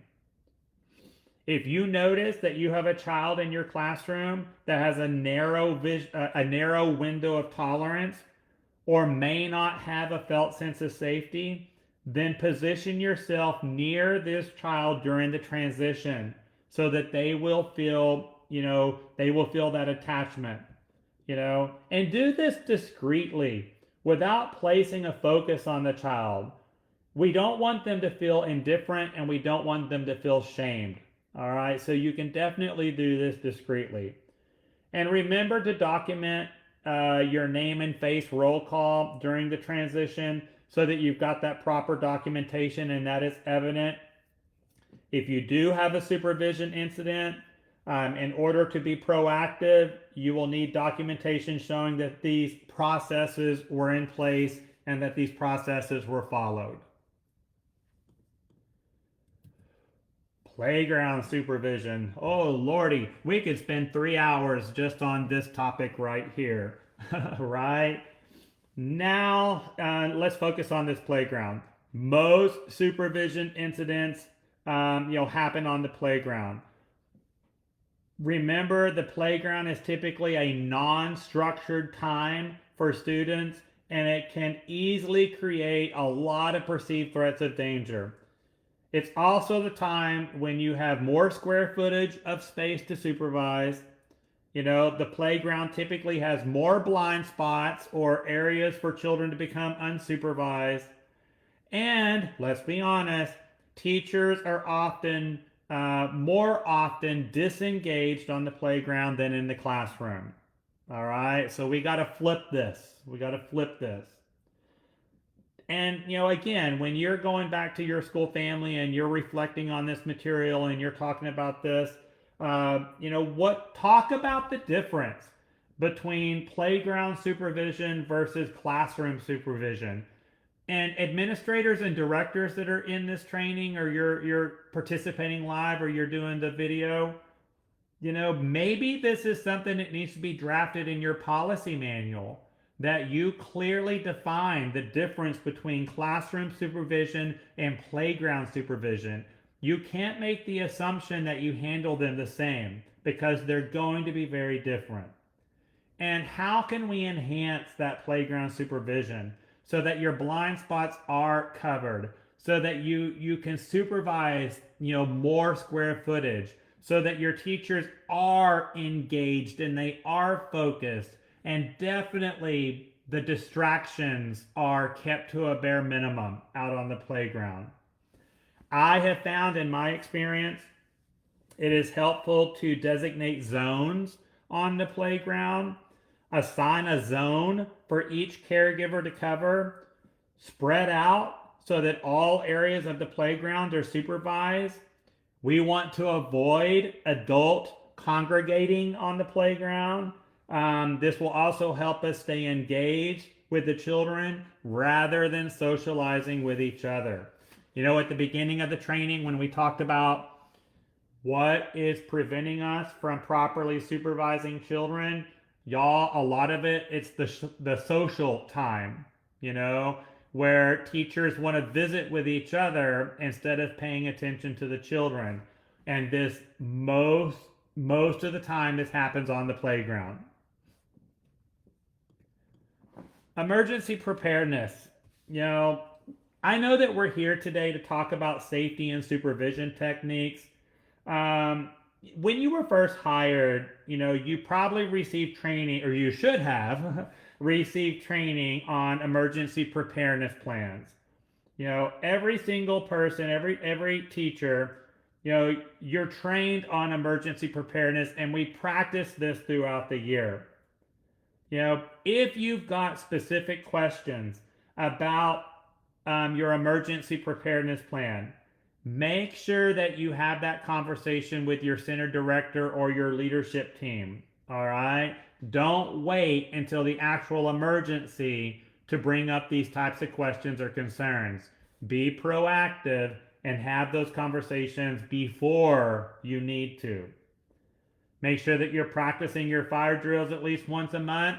Make sure that you're practicing your severe weather drills and your crisis drills at least 4 times a year. We've spent a lot of time in this training, talking about that felt sense of safety. However, how can we create a felt sense of safety during a significant event, especially when the adult is feeling anxious? The key here is composure. Composure, composure. This is the reason why we practice these situations so often. When the adult remains composed, they download calm to the children. During a moment of crisis, the children are going to be looking to you for safety. All right? They're going to be looking at the adult and asking the question, am I safe? When you're doing your emergency preparedness drills, take these serious. All right, I know that we want to have fun and we want to giggle, and sometimes when we're role playing, teachers, y'all always have that group of teachers that want to be over dramatic. They're always in there. But this, you got to take this serious. The more we practice, the more capable we will be of keeping the children safe and supervised. So infant teachers, when you have a fire drill, remember to place the children in your evacuation cribs. Each adult is responsible for checking all of the cribs in the room to ensure that no child is left behind. The director of the program, you will also need to go in and check the cribs and other areas of the classroom to make sure that no child is left behind and to make sure that children are all supervised. Document once the children have arrived to their safe haven and all children are accounted for, document this. Other classrooms, when the fire alarm goes off, immediately grab your roll call sheet or your transition sheet. How many children are present in your classroom? As the children line up, count the children and perform your name to face. If you are transitioning to your safe haven, perform your name to face as you transition. Once you arrive, do your final name to face check. And remember that the director or the person that is left in charge also needs to come back and verify that you have all of your children and that no one was left behind. If at any point during your drill that you notice that a child is not accounted for, immediately notify your center director or whoever is designated in charge. All right? It is everybody's responsibility to keep children safe and accounted for. When you work together, you can do this, but communication is the key. All right? Focus on the same process for severe weather. Again, remember that composure is the key. Sing songs with the children. Tell calming stories. Talk slowly and softly. Your composure will set the tone.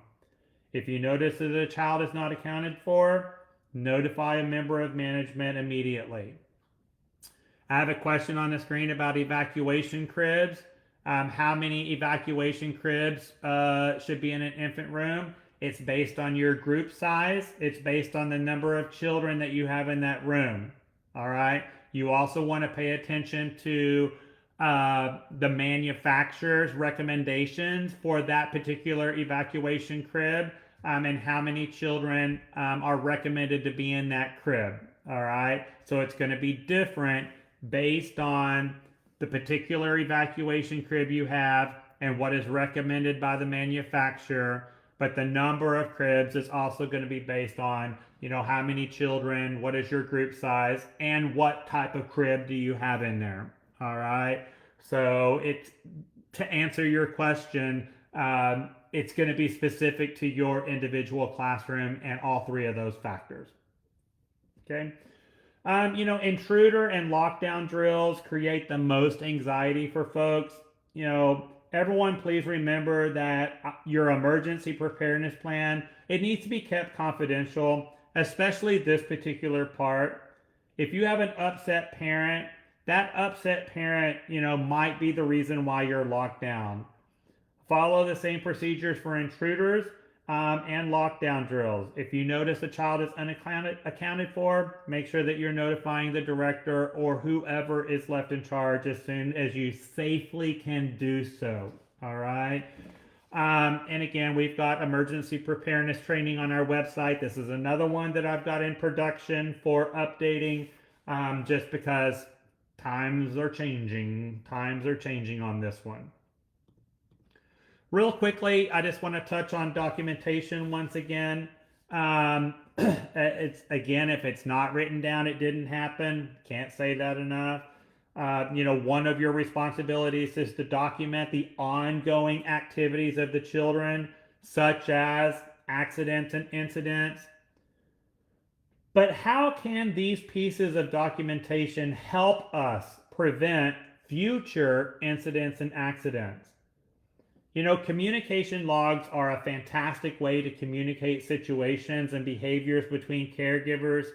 But remember, even though communication logs are informal, they are still considered legal documents. So you only want to document facts and facts only.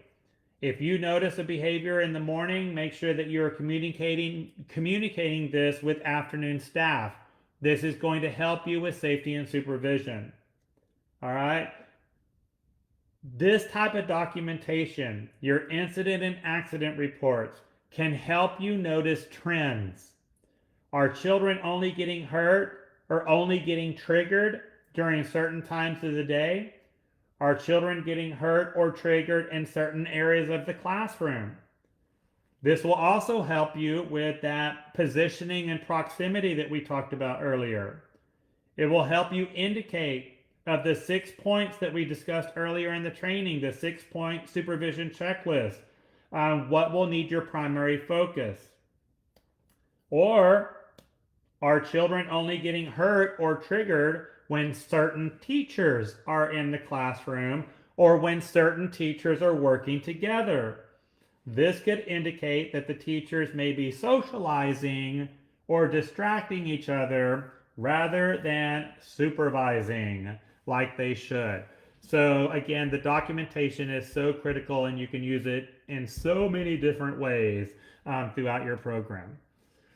All right, so we're getting close to the end here. I want to make sure that I give you an adequate amount of time for those of you that are needing a certificate of completion, an adequate amount of time to complete your online worksheet. So I've got some scenarios that I want to go over with you. And as I go through these scenarios, these are real life scenarios that I have experienced as a trainer, as a coach, as a district manager, as an operator. Y'all, I did not make any of these things up. I changed names, to protect privacy. I might have made a little bit of a slight change in the scenario, again, just to protect privacy. But as I go through these, I want y'all to reflect on them. And could this happen in your school? And what could you do to prevent, these type of scenarios in your school? Like I said, these are all real life. I didn't make any of these things up right here. All right. So these are kind of fun too. So we can kind of end the training today with a little bit of fun as we talk about this. So scenario number 1. All right. A teacher brings a hot plate into the classroom to make a special art project for the children. She sets the hot plate on the classroom table. The teacher then walks away to assist a child in the restroom. All right. So let's talk about, what's wrong with this scenario. How could your current policies and processes prevent this risk?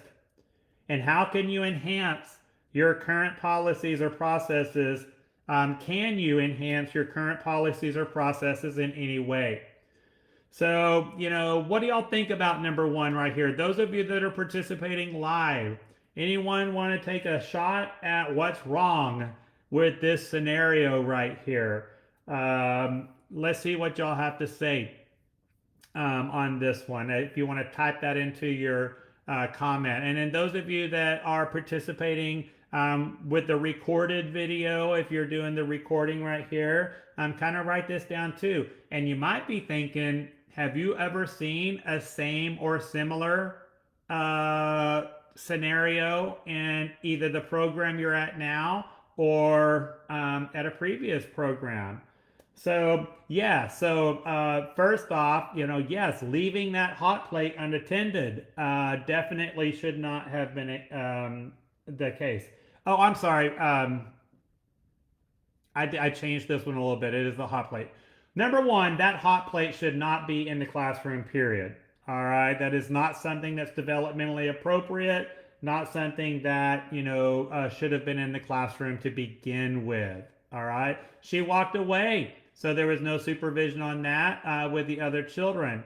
It was down at the children's level, right? Oh yeah, and Dana saying, I don't think the hot plate should be allowed. You're absolutely right. Shouldn't have been in there in the first place.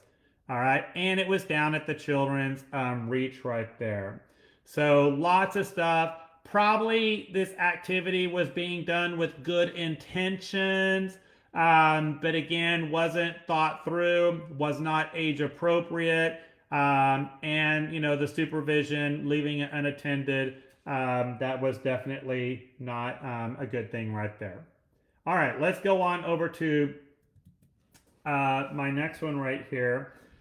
A teacher has a group of 4-year-old children on the playground. She receives an urgent call on her smartwatch. She knocks on the window of the kitchen and asks the cook to step outside to watch her children while she runs to her car. While the cook is supervising the children, it is time to come inside. So the cook calls the children to the door and takes them to the class. All right, so that is scenario number 2. So what's wrong with this one right here? We got quite a bit going on in scenario number 2. And then I'm going to tell you how I actually handled this scenario after we go through with what's wrong with it. Okay, well, the smartwatch. Let's talk about the smartwatch right here. She had her smartwatch on that had data. Now, a big policy that we're recommending these days is that if you have employees with smartwatches, their data needs to be turned off. Otherwise, that smartwatch, there's no difference between a cell phone and the smartwatch. And licensing is citing this. All right. Taking the call on that watch rather than watching the children right there. Other thing keeping in mind here is that the cook may not meet caregiver requirements and may not be qualified to supervise, that particular group of children. Now, my recommendation is to always make sure that anyone working at your school meets caregiver qualifications, but, that might not have been the case right here. So you can't just assume that that cook meets caregiver qualifications. All right. There was no communication between the sub, let's call the cook a sub. There was no communication between that cook or the sub and the teacher. So she had no idea how many children she was accounted for. All right. They did not go over the transition sheet or the roll call sheet. She didn't know. All right. So yeah, Elizabeth is saying it sounds like the cook didn't even have a head count. You're absolutely right. Okay, you're absolutely right there. When it was time to go inside, there was no name to face. There was no proper transition technique right there. None of that took place, and the documentation that we've talked about so much in this training did not take place. So yes, lots of issues with this one. Now, let me tell you how I handled this, because this happened whenever I was a district manager. And there was an incident. by the way. There was a child that was left on the playground when this happened. Y'all, I terminated both. I terminated the teacher and I terminated the cook. All right. I held both adults accountable for this incident.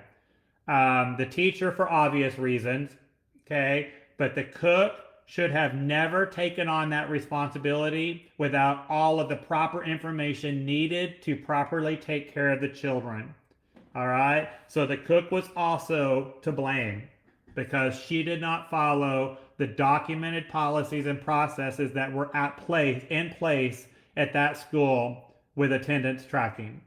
All right. So yes, she was trying to be helpful, but she didn't follow the policy.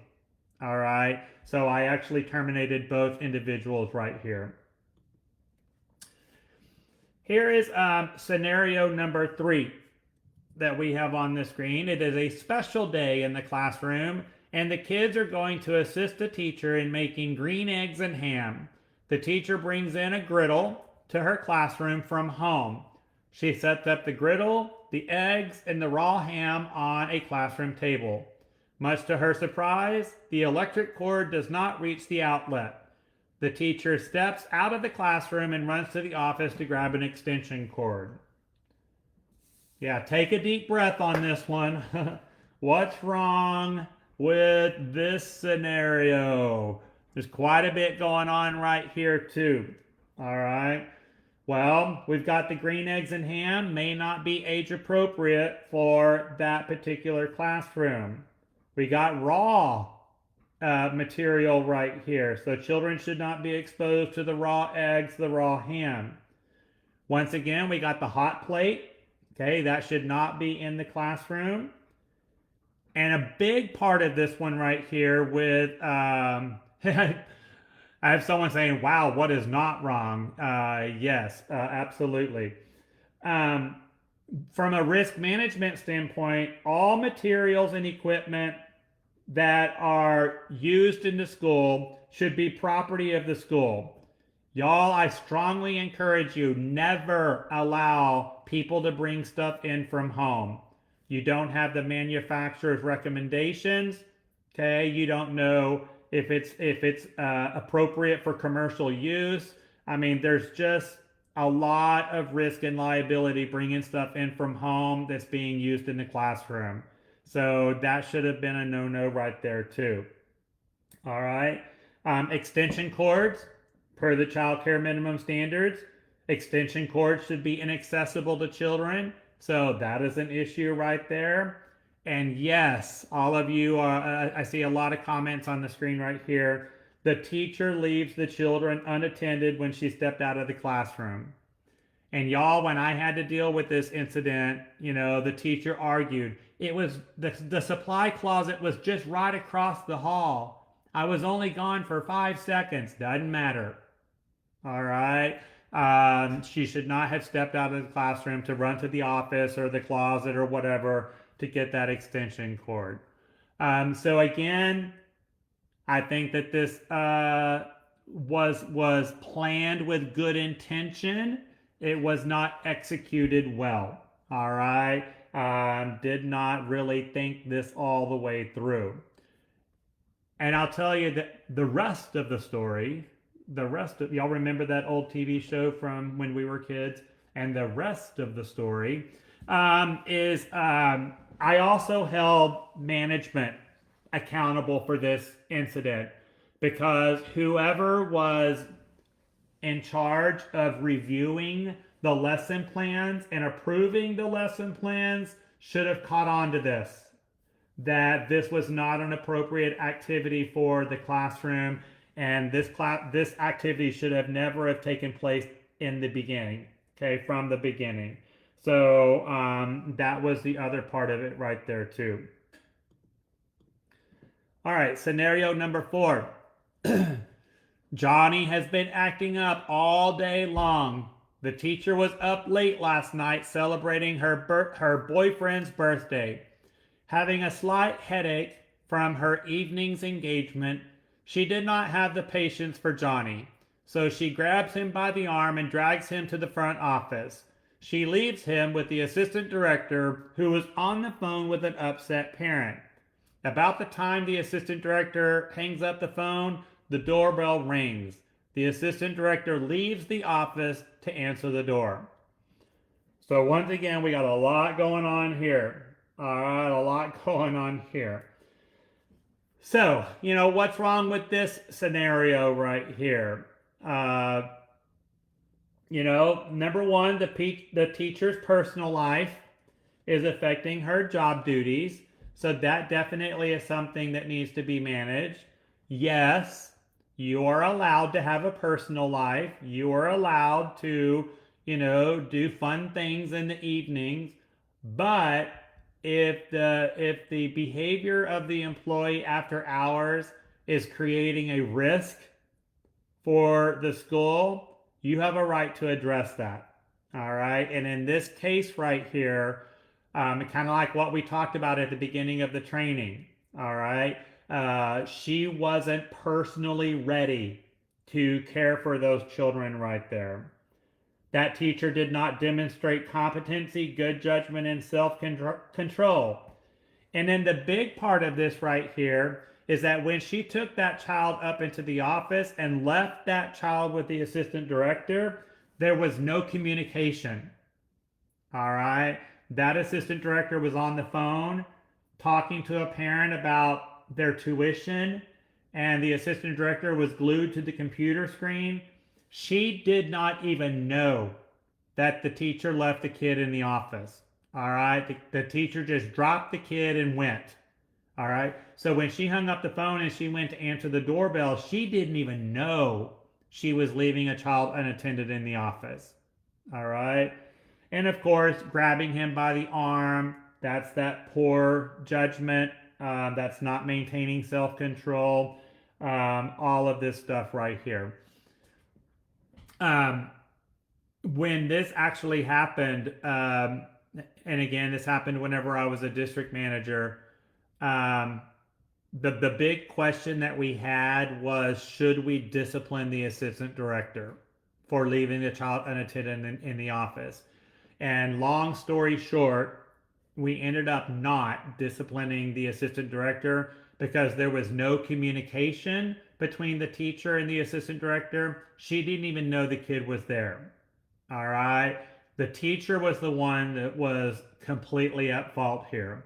Someone is asking, what about the children in the classroom? There was a second teacher in the classroom.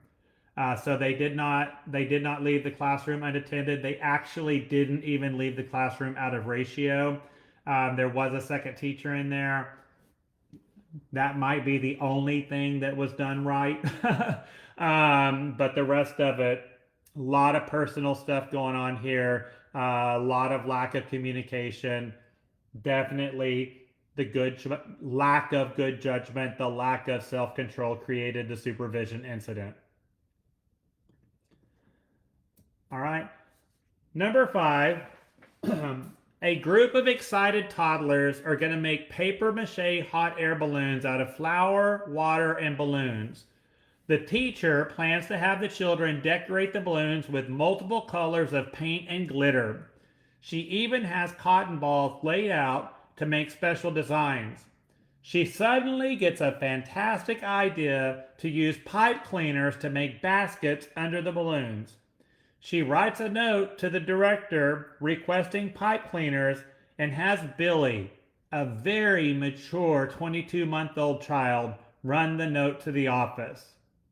All right, so this is scenario number 5. Again, take a deep breath on this one. Quite a bit going on right here. All right, now first off, with scenario number 5, while this sounds like a wonderful activity, it is not age appropriate.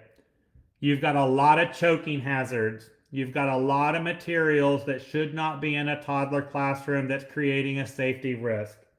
All right. So the glitter, the cotton balls, the pipe cleaners, these are items that should not be in a toddler classroom. Probably the biggest thing here that jumped out to y'all's attention is sending that 22-month-old child to the office by themselves with a note. All right. Definitely a supervision issue right there. That should not have happened.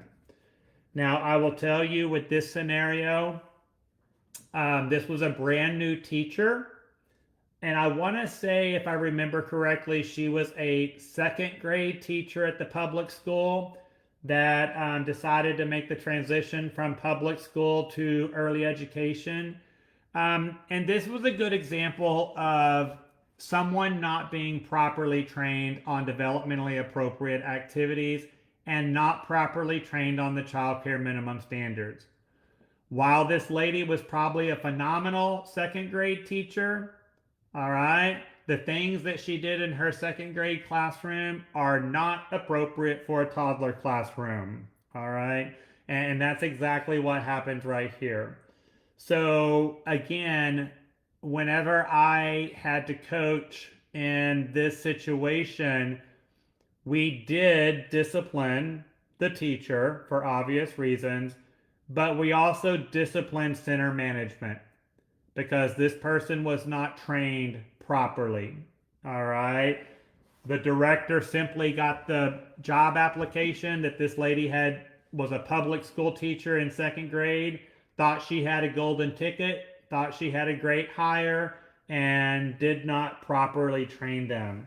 So, y'all, the skills, the ability, and the training to be successful in that particular job assignment is critical. Scenario number 6.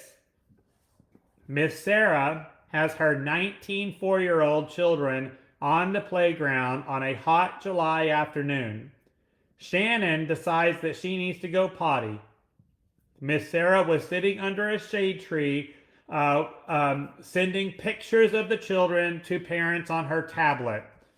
She was also waiting for her husband to respond to her instant message about tonight's plans.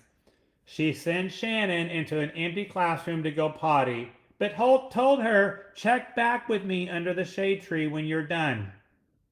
All right, so let's take a look here at scenario number 6. I love that question, that comment earlier on chat. What's not wrong with this, right? Like everything in this scenario is wrong. Well, first off, you'll notice that they were out of ratio. All right, they were out of ratio. And again, whenever I got hired to coach on this scenario right here, this particular teacher honestly thought her ratio changed when she went out onto the playground and that she could have more children. And we're like, no, ratios do not change when you go outside. It's normal classroom ratio. And it was July, all right? It was actually too hot for the children to be outside. So their weather permitting policy was not being followed right here.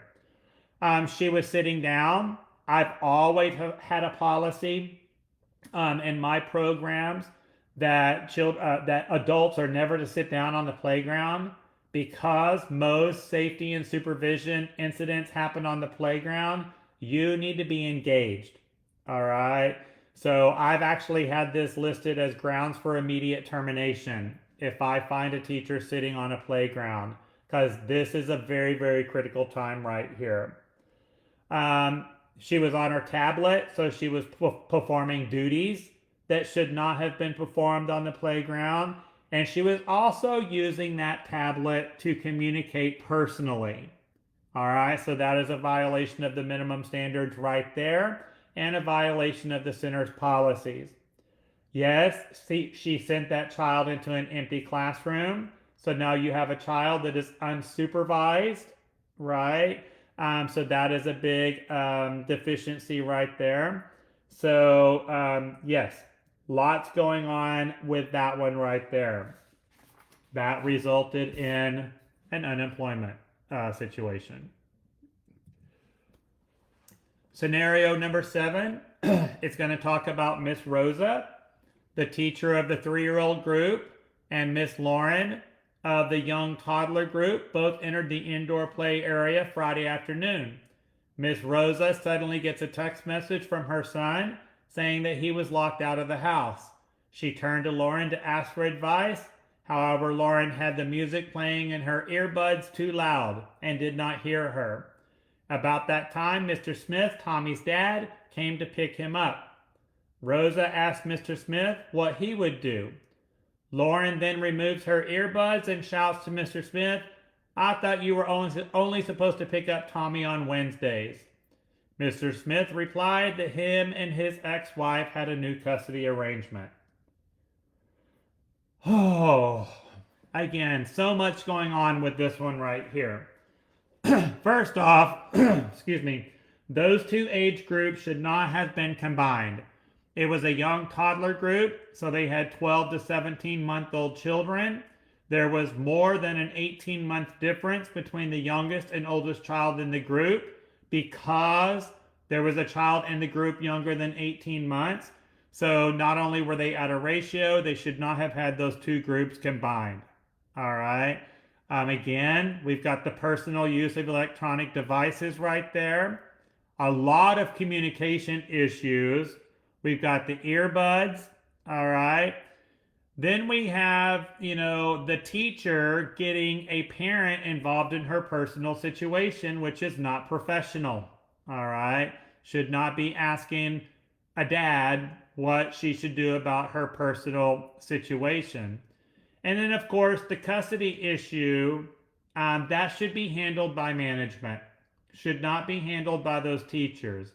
And definitely, Miss Lauren shouting out to the parent, questioning the custody arrangement, and then simply taking his word for it. All right. If she noticed that this parent was not supposed to pick up on this day, that should have been communicated with the front office, and they should have handled that away from the group of children. All right. So we've got professionalism issues here. We've got compliance issues. We've got ratio issues. And the fact that, her having her earbuds in, there was a supervision incident. And yes, Rebecca, thank you. I was going to close with this. And the fact that all of the above, no one was paying attention to the children while this was happening. And there was a supervision incident that happened in this case. All right. And it was because none of the adults were paying attention. So good job right there. All right. Last one right here. Miss Gabby is in the classroom at nap time with her 11, 13-month-old children. The children were sleeping and the lights are dim. Gabby tried watching TikTok videos on her classroom tablet, but just could not keep her eyes open. It was only 1:30 p.m. and there was another hour of nap time. Gabby sets an alarm on her iPhone and lays down on a mat with the children to take a quick nap. Y'all, again, I'm not making this stuff up. This really happened, okay? So with scenario number 8 right here, once again, we have a ratio issue. They're 13-month-old children, so nap time ratios don't change because the children are under 18 months. All right, again, she's watching TikTok on her business-owned tablet that should be used for other business-related purposes. So she wasn't using that tablet appropriately, and she was performing personal duties. And of course, going to sleep created the supervision incident. While she was sleeping, the children were not being supervised. And even if she accidentally fell asleep, that's not cool either. She intentionally went to sleep and set her alarm. So really bad judgment. She did not demonstrate competency. Lots going on with this one right here. And once again, this ended with an employee getting terminated and a licensing investigation because these children were not supervised during this time frame and placing them at risk. All right. So I know that those are some 8 scenarios, pretty broad. We covered quite a bit right there. But again, I want y'all to reflect on these scenarios. How could something like this happen at your school? How could you prevent some of these scenarios. What type of proper training or coaching is needed to prevent these type of things?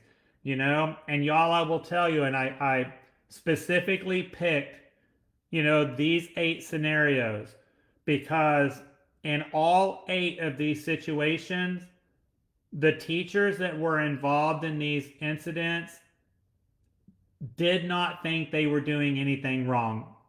All right. They thought they were doing the right thing in every one of these scenarios.